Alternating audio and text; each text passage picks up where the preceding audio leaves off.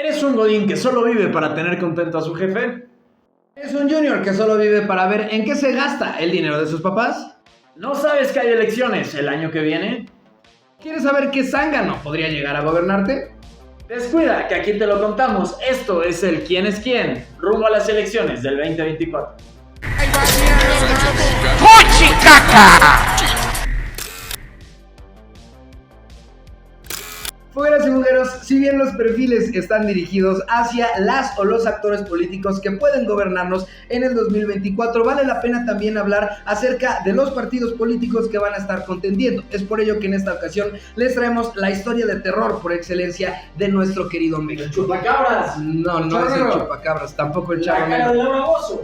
Esa ha sido un chingo de miedo, pero tampoco es esa. Vamos a hablarles acerca del PRI, el Partido Revolucionario Institucional. Un partido que le ha hecho a México lo mismo que un plato de frijoles con chorizo en la cena le hace a tu estómago. Y es que seamos honestos, no podría entenderse el México moderno sin todo lo que representó el PRI anteriormente. Un partido absolutista y un partido hegemónico. Sin embargo, un partido que hoy en día se enfrenta a la peor crisis que ha tenido en su historia. Y es también un partido al borde de la extinción que, al igual que Silvia Pinal, se aferra con uñas y dientes a lo que le queda debido. Pero para entender qué es el PRI, tenemos que irnos a 1929, ya que el PRI, al igual que Caitlyn Jenner, nació con otro nombre.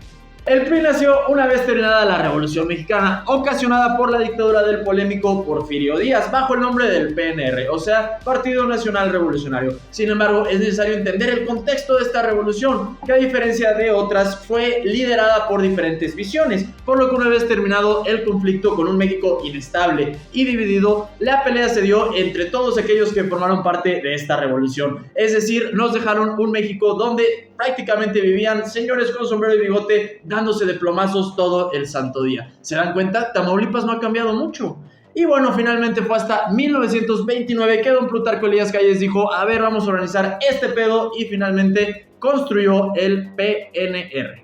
Por lo que Calles mandó a dormir con los peces a la mayoría de sus enemigos, incluidos al mismísimo Álvaro Obregón. En este caso, Calles instauró un sistema electoral en donde ponía presidentes a modo para que él pudiera seguir a cargo de la toma de decisiones del país. Algo parecido a lo que hace cierto presidente Canosillo hoy en día, o lo que pretende hacer más bien. Todo esto siguió así hasta que llegó Lázaro Cárdenas a el poder, en donde el mismo Lázaro fue quien le dijo a Calles que donde pisa una leona no deja huella una gata, que él no iba a ser pelele de nadie, y hasta lo exilió de nuestro querido México. Posteriormente, Cárdenas implementaría el famoso dedazo, algo que también sigue presente en nuestros días, ¿verdad, Claudia Sheinbaum? Pero para todo esto, luego de que Cárdenas llegara al poder, instauraron un nuevo sistema político electoral en nuestro país. En 1938 decidió también cambiarle el nombre al partido, siendo ahora el Partido de la Revolución Mexicana, argumentando que a diferencia de tiempos pasados, ahora sí iban a respetar y a considerar las demandas y necesidades de todo el pueblo de México.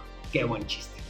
La estrategia para este nuevo partido fue la de juntar a diversos sectores populares, como la de los obreros, los militares e inclusive la de los campesinos, afiliándolos a todos al PNR, así teniendo una mayor participación política. Finalmente, llegado el momento de la sucesión entre Cárdenas y su candidato Ávila Camacho, enfrentaron una fuerte oposición anticardenista, por lo que estos se vieron obligados a cometer el primero de muchos fraudes electorales, por lo que el PNR, al igual que un americanista convirtiendo un Six de Tecate en violencia intrafamiliar, el PNR terminó convirtiendo un sistema democrático en una dictadura, la dictadura perfecta. Ya para 1946, y ahora sí, bajo las siglas del PRI, y con un sistema electoral y un modus operandi bien aprendido, se vivieron sexenios buenos, como el de los Adolfos, Adolfo Ruiz Cortines o Adolfo Hitler.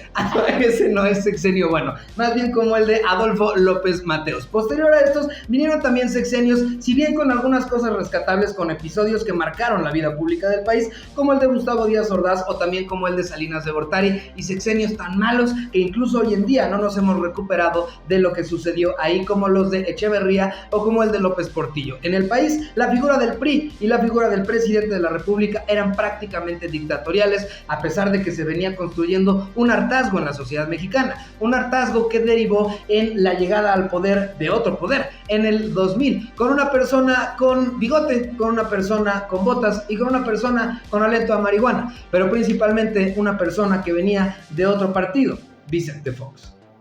Fue así como inició la etapa del panismo en México, bajo la bandera de la transición democrática, bandera que sirvió de lo mismo que un diseñador gráfico, entregando resultados bastante pobres. Pero el panismo ya será tema de otro video. Lo que sí le funcionó al PRI fueron los malos resultados del PAN, que así como tal la sociedad mexicana tuvo hartazgo, y al igual que la mujer que perdona al marido que se la pasa puteándosela todo el día, regresó el PRI bajo las manos de una persona que seguramente si le pones un examen de la vista lo va a reprobar. Exactamente, estamos hablando de Enrique Peña Nieto, quien bajo el lema del nuevo PRI llegó a ostentar los pinos, y realmente sí fue un nuevo PRI, ya que estos robaron mucho más que el antiguo PRI.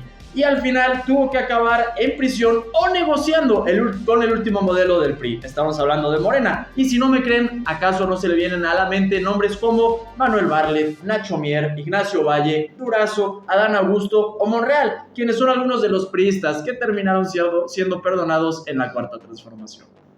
Así como llegamos a la extinción del PRI, un partido que en años pasados tenía aproximadamente 9 gubernaturas y el 80% del padrón electoral, y que hoy en día cuenta apenas con el 4% por las 2 únicas gubernaturas que tiene en los estados de Coahuila y de Durango. El PRI, el gran partido hegemónico, hoy en día es un partido chico que, si no ve en alianza con otras fuerzas políticas, simple y sencillamente no figura en los comicios. Un partido que ha ido atrasando paulatinamente su muerte, una muerte que debió de haber llegado hace mucho tiempo, junto con la de otros partidos como el Verde o como el PT. Sin embargo, y a pesar de todo esto, queda una pregunta, ya que algo es cierto: no podemos entender a México, el México del presente, sin el PRI en el pasado. Por lo que la pregunta que queda es: ¿el PRI modeló a México a su imagen, o el PRI simplemente fue el reflejo de la sociedad mexicana?